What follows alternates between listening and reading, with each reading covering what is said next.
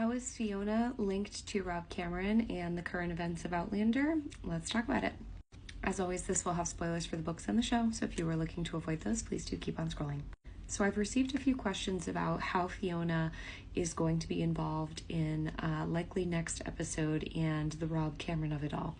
And I have made a few character profile videos about Rob, so if you are curious about him and a little insight into what's going on with his character this season, I would highly suggest you go back and watch those first. But Fiona is a character we haven't seen a lot of or seen in a while, so I wanted to quickly bring everyone up to speed on how she's involved with Rob Cameron and what is going on there, because no, she is not directly tied to Rob. She is just going to be looped into the events that will play out with him in the coming episodes. So just as a refresher, Fiona is the granddaughter of Mrs. Graham, who you will remember from season 1 of Outlander, was one of the original druids that would dance at Craignadoon and perform rituals at the Sunfire Feasts, and was very close with Roger's guardian, obviously. And when her grandmother passed away, Fiona also took over the role of housekeeper for Reverend Wakefield, and she now at this point has 3 daughters with her husband Ernie. Now Fiona believes in the whole concept of time travel as passed down from her grandmother, and she is very much aware of the lore around it, obviously having become a druid herself. And so she is one of the few people that at this point in time Brianna can confide in about what's going on and talk to about it openly. Her husband is not privy to all of this, so her and Bri are kind of trying to talk about this privately, as you kind of picked up on in the episode. And now Rob, as a refresher, is strongly believed to be involved in the Scottish Nationalist Party, which, if you'll recall, is the group that Galis Duncan was a part of and involved in back when she was in this current time in Scotland. And so in the books, Roger and Bri have a very strong feeling that they might have known one another at one point or crossed paths with one another just because of their interests being so similar.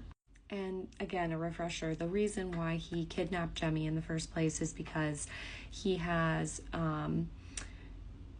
seen the letter that Jamie had left for Bri and Roger that explicitly states that Jemmy knows the location of the Jacobite gold that is guarded by the Frenchmen, which we saw Jamie and Jemmy visit together in a previous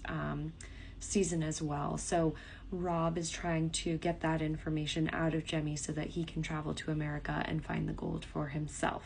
Now in the books, he also leverages Jemmy's kidnapping in another way, which I'm glad they omitted from the show, which is to try and get Brianna to sleep with him, and they end up having a much bigger fight in the books than they showed in the show. In the show, they just had her hit him with a pan, and then all of a sudden he's in the priest hole. I'm happy they cut out the attempt at him getting her to sleep with him part, but I do wish that their fight was a little bit longer, because in the books, Brianna is depicted as being this very intimidating, strong woman, and obviously Sophie Skelton is a lot smaller than how she's depicted in the book, so I can understand that change, but I do wish there was a little more time spent on seeing her beat up on him a little bit. And while Brianna was out of the house looking for Jemmy, Rob escapes from the priest hole with the help of a friend. So we learn in the books from that moment on that there are more people involved in this than just Rob alone, because there were also people at the plant who were chasing Jemmy when he was escaping from the hydroelectric plant, which again was not shown in the show. I think they might be changing that a little. I'm not sure why. So by the time Bri leaves the children with Fiona, she brings them back to her house, and the following day, Rob Cameron shows up at her doorstep. Now, the reason for this is that he wants her to tell him about the stone circles at Craignadoon, how they work, what's going on with them, because again, she is a druid, so she has a lot of knowledge about Craignadoon and the whole concept of time travel. And while Rob is downstairs talking to Fiona, Jemmy is upstairs and can hear that Rob is in the house, so he phones the police. And Rob escapes before they arrive, but while he's at Fiona's home, he overhears a radio announcement that they are looking for him and that he is wanted for questioning about the kidnapping of a local boy. Now, Fiona's husband is concerned for their own children's safety, so he ultimately brings Jemmy and Amanda back to Lallybroch. And when they arrive, Bree is there trying to stake out her own home and defend it with her shotgun. And she tries to tell him to not let the kids out of the van and is immediately ambushed by Rob Cameron and his group of accomplices at this point. And they are able to escape with the help of a man named Lionel Menzies, who you might remember is one of the teachers at Jemmy's school that Rob and Roger interacted with earlier on in the season. He is actually Rob's cousin, and he helps Brianna and the kids escape from them at this point. And it's later on in that day that Bree finds a letter from Frank Randall that he wrote in the past, basically before his death, and he's warning her about the likelihood that she might become a person of interest to a lot of conspiracy theorists who are interested in the Fraser prophecy, which I've made a video on. You can go back on my page and scroll down and look for the Fraser prophecy video. I did a whole video talking about that. But in the letter to Bree, he enclosed a genealogical chart which maps out the Frasers of Lovett and their birth chart, and he whittles it down to Brianna being the last of the line, which is part of what the Fraser prophecy is that the last of the Lord Lovett line will rule Scotland one day. This is also referred to as the Bronze Seer prophecy in the books as well.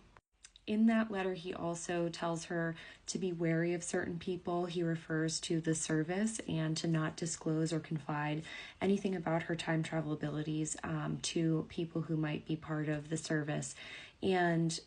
suggests that if it were to get to a point where she is discovered as a time traveler, then the safest place for her to go would be back in the past with Jamie Fraser. We also learn through this letter that she and Frank would do things like go shooting together and hunting and camping and all these things, and Frank did that so that if Bree had to go back to the past, she would be equipped for it, which I think is just a monumental part of her storyline, and I'm very hopeful that they will include this in the show because I think it's such a pivotal part of understanding Bree when she is able to piece together that so much of her relationship with Frank was him equipping her for the likelihood that she might have to go back in time. Now, after she finds the letter and learns about the real danger that her and the kids are in, Brianna makes plans to travel to America and gets help from Joe Abernathy, which you'll remember is one of Claire's good friends that we met back in season 3. And while back in Boston, staying with Joe and seeking refuge in America from Rob and all of the people associated with Rob, she starts to make plans to go back through the stones to find Roger. I really hope we get some time with Joe because while she's with him, he helps Brianna test Jem and Mandy's ability to sense one another. He's also just a wonderful character to be refreshed with again and have him resurface from seasons past and books past. And then by December, at this point, this is December of 1980, Brianna and the kids go back to Craignadoon to go through the stones to look for Roger in 1739. Now at this point, Rob does make a reappearance and tries to prevent this from happening, but again, Bree and the kids are able to